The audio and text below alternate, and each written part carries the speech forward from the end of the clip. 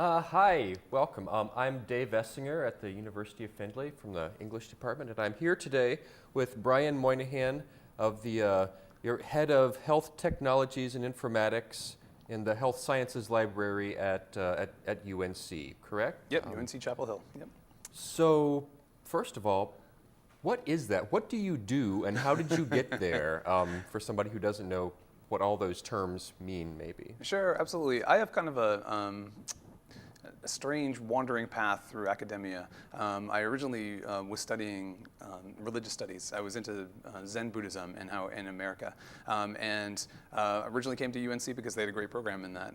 And so, after 2 years, I realized there weren't a lot of jobs for people who were doing religious studies, and decided to switch gears a little bit. I had increasing interest in instructional technology and how because I was thinking about becoming a professor, and then how we can use technology in the classroom and how that could really change things. So I got a degree in information science from UNC. And while I was getting that degree, I was working at the School of Medicine there. So I was there for 8 years working at the School of Medicine, and during that time got interested in the idea of health technology startups, and got my MBA at UNC, spent some time in a couple of startups, and then I came back to work at the library because it's this really interesting position where it's kind of rare, I think, in libraries, that we have a technology group that used to build websites, but in addition to that, we also do a lot of things with visualization and impact measurement, which is like citation networks and topic keywords for research that's being done, and something that's of great interest to me, which is digital health. So thinking about how hardware, software, and data improve health, and for me, a lot of that comes from consumer apps, consumer devices. And out of that has grown for me an interest in augmented and virtual reality. So I'm not sure that there are a lot of positions that are like mine, or that people came to it in that direction, but yeah. But so you were kind of, even though you didn't know it at the time, you were kind of steering toward this position before you knew it existed, right? Yeah, I think in some ways that's true. I mean, like, I found in many times in my career that I've come to realize something about myself, like that my father had gotten an MBA and I didn't consider anything like that. My mother had been an educator who worked with people for speech pathology, which is a form of health. And so, on my other side, my dad's all side were dentists, and my mom's all side was engineering, and none of this seemed like it related to me at all. And now it seems like it all completely relates to what I do, that it does all these things together, and even just kind of an interest in futurism. I think that thinking about what's next is very much, obviously you need technology for that, but the health side of things, how the body comes into that, is going to be a crucial aspect of it. And I'm excited about the idea of, I'm not sure this is the exact right word for it, but superpowers, basically empowering everyone, empowering people who the deaf give them a chance to hear, and then the blind give them a chance to see, and all of us give us powers that we didn't have before, both sensory and cognitive. And I think this is a sort of an interesting position where I am now at UNC to be able to do that. And the libraries are in this, again, people have sort of an outdated vision of libraries, but mine is that we're a hub and a force multiplier. So a hub, we could tie together everybody on campus and see things from a big picture perspective that sometimes gets lost in the disciplinary focus of one particular field. And a force multiplier is we just make everybody better at what they do. You know, we make students better students, faculty better faculty, researchers better researchers, clinicians better clinicians. And also I think we support an entrepreneurial group of people and the general public, making them better at what they do too. Superpowers, I like it. So you're letting the blind see and the deaf hear. This sounds like a presidential campaign. Is there anything you want to announce? Not yet, just an exploratory committee, right? Yeah, absolutely. I've been thinking about running for president. I've actually often asked myself what it would be like to be president, and when I've seen presidents that I disagree with it a lot, I had to at least ask myself, not just that they're doing something wrong, but how I would do it better. And that's actually a hard thing to do. Why they're doing it that way, right, or right. how they came to that. Yeah. We were talking about last night in the car. We were talking about empathy and understanding others' point of view, and I think a lot of that is understanding why people do the things that they do, which is quantifiable to an aspect, and it's also fuzzy and subjective to an aspect. Right. So both of us come out of an interdisciplinary background, a Western program, no longer with us, but a great program at Miami U. So we were both studying the same things there, and we both took very different routes with it. I mean, I always swore that I was never going to teach, but here I am too, right?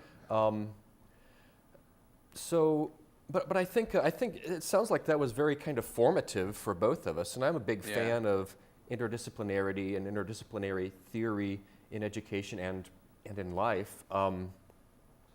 I feel like increasingly disciplinary boundaries are blurring or illusory and just going away. Right. Do you feel that way in your field? I mean, is it just like a conglomeration of a bunch of different disciplinary views, or? Yeah, we have at UNC what's called the Carolina Way, which just means that everybody does their own thing and they don't coordinate at all. But actually, and there's something I love about that. Some people, it's Deleuzian, I think, they talk about rhizomatic growth. A rhizome grows its roots in all kinds of crazy directions and aren't connected. But for me, I love it because for somebody who goes out and is like a go-getter and is passionate about something and wants to make it happen, then you could go to this department and it's like, hey, you know, like for instance, I wanted to get this technology and I need somebody to fund it. Will you fund this? No. Will you fund this? No. Will you fund this? No. Will you fund this? No. Will you fund this? Yes. I think I've Great. read this children's book. Yeah, exactly. Are you my mother? Are you my funder? That's pretty much it. You're not a funder. You're a snort.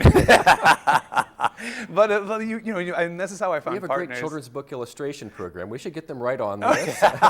It would be great. Yeah, children's books. I've really been inspired by children's books. I have a 5-year-old son at home, and we'll go to the libraries. And this is like I think I have a problem. Like people see me, and I actually had a problem. I threw out my back and was unable to carry all the books that I wanted to bring back from the library because I'll bring these giant stacks from the library and go through them. And my son has been exposed to so many different kinds of books, and it's made me appreciate the brilliance of children's books. That's exactly it. Like you summed it up. You could have the children's book for entrepreneurship, and that would be it. Teach life lessons. Yeah, we can mold young generations. Yeah. The one that I've wanted to create is some sort of parallax, some sort of multi-person perspective. So that, for instance, you see the story, something happens, and the main character feels wronged by something and they think they're a bad person. But then you like zoom back, and then you go through that person's point of view, and you realize what they did was totally justified. And that sort of like theory of mind, or the complexity, or the multiple perspectives happening in the same story, is something I think you could fit in a children's story, and it'd be a lesson that still many people would still need to learn from the empathy point of view. Apparently, interactive children's stories have been done. I think I don't want to take all the A material from talking about the arts and creative writing, because we're going to go talk to my class about that later. But we just watched the Bandersnatch movie in there, and I was surprised to learn that's not the first thing like it. There have been fairly successful experiments with children's videos that are interactive, where you make the choice, and I think there are a lot of applications for storytelling and the arts with these kind of immersive technologies too. And I think I was listening to somebody recently, Brett Victor, who's amazing. Anyone look him up if they're interested. He talked about the difference between engineering and authoring. So engineering, and then this is an interesting thing for technology, is that in the past, I'm interested in virtual reality, for instance. In the past, if you want to do anything with virtual reality, you need to know how to code in virtual reality, and you'd have to have this expensive headset and all this other stuff. Increasingly, that stuff is becoming easier and easier and easier for people to do, and so it's getting down to the author. It's who has an interesting thing to say that they want to communicate to another person, and that's genius for creative types and for that's amazing for somebody who's a storyteller. I think these meritocracy of content, maybe, right? Yeah, right. These are 22nd century skills. I mean, I think that we could say that some skills, memorization and like rote work and things like that, are like have increasingly been going away and will increasingly go away.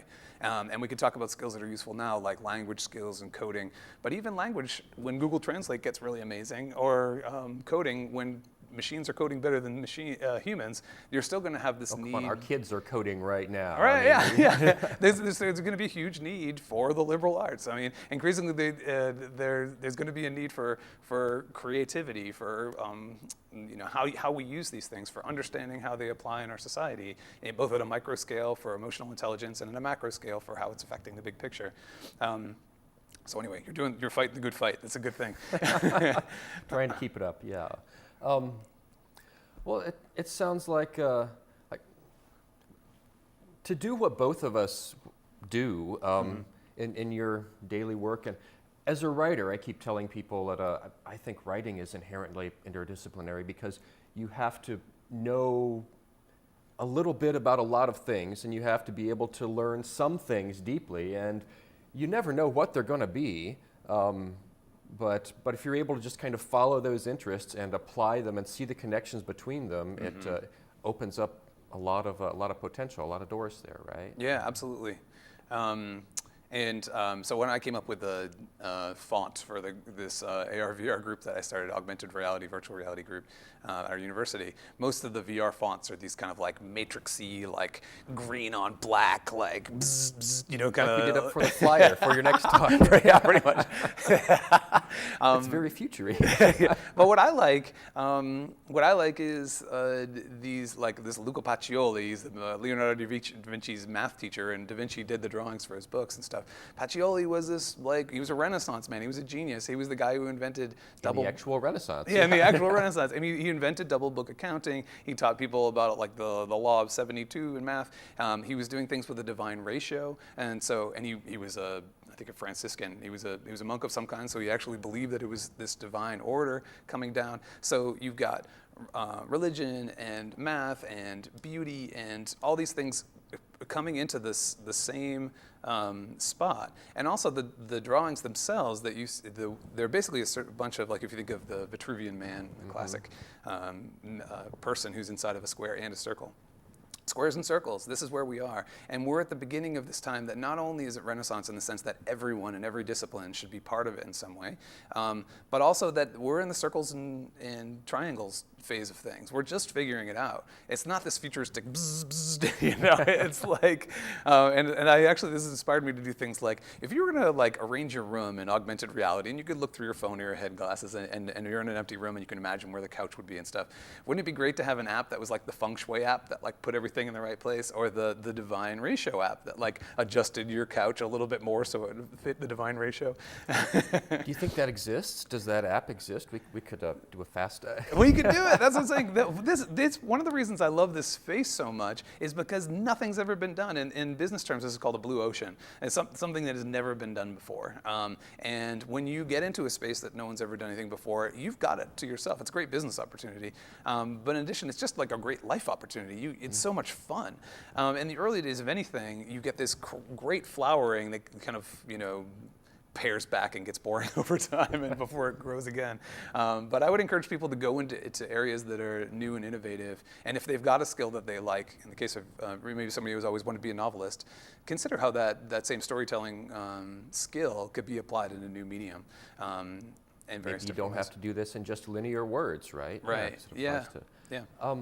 But okay, have you actually been, like, you have a new idea, you look for it, and have you had the experience where you look for it and you're like, oh, 6 people have tried to do this already, and it's been that or something? Yeah, that's I'm surprised by that a lot. All the time. And first of all, I love it. Like sometimes, like I wanted an app on my phone that went ba-dum-tsh every time I told a bad joke, and I've searched for it, and there's like 70, you know, and they're all free, and it was great, and I found my perfect ba-dum-tsh app. But there are other times that I searched for something, and I was like, what I want is, I'm into doing Tai Chi, and so I was thinking, I want to have a virtual reality Tai Chi or augmented reality, because it's a very physical sort of act where if someone's standing across from you and you're teaching somebody a move, you're like, okay, I got it. But as soon as I go like this and face sideways, it's like, wait, do you face that sideways or that sideways? Is it your right or my left? And then as soon as I face this way and my head's away from you, then you're you know, so it gets really hard. So an augmented reality headset that had an infinite grid of someone doing the form, and you could see them and always be looking from whatever perspective you're looking at, see different aspects of that person, would be great. So I looked this up and like who's done it. And then a bunch of people have done it, but they've all done it in ways that I never would have imagined. And it was totally cool to see that that there are this idea, and it's been done before, but it's been done in such a different way. In my MBA program, one of the things we talked about was patents, and like, you know, for some people who might be about open innovation, they don't like the idea of patents and locking things down, and certainly patent trolls and the problems that come with that. But patents are genius because you can look through, like if you wanted to discover, like literally build a better mousetrap, you just look a bunch of mousetrap ones and you go, oh, actually, that gives me an idea. You know, so you can use those things to create new ideas too, which is really cool. Yeah, I feel like people are like empowered to become inventors on a much broader scale. Yeah, yeah. But yeah, I mean, that's what I would say to anybody watching this and thinking they have a great idea. If nobody's doing it right, or if you see a better way to do it, go do that. And it's becoming increasingly easy to either do the thing that you want done or find people who can help you do that. So Yeah, absolutely. I guess I just ask this, for any students out there, undergrad, thereabouts, thinking gee, what field do I want to go into? What discipline am I going to dedicate myself to for the rest of my life? Both of us have taken pretty unconventional paths, and I mean, we see that happening a lot. What would be your advice for somebody who either is torn between certain fields or has like great interest but they don't know where to fit it?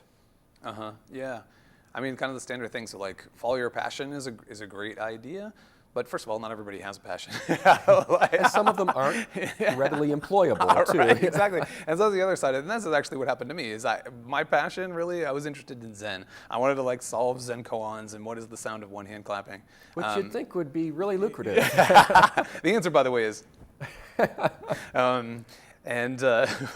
so in case anybody asks you that, you've got the answer now.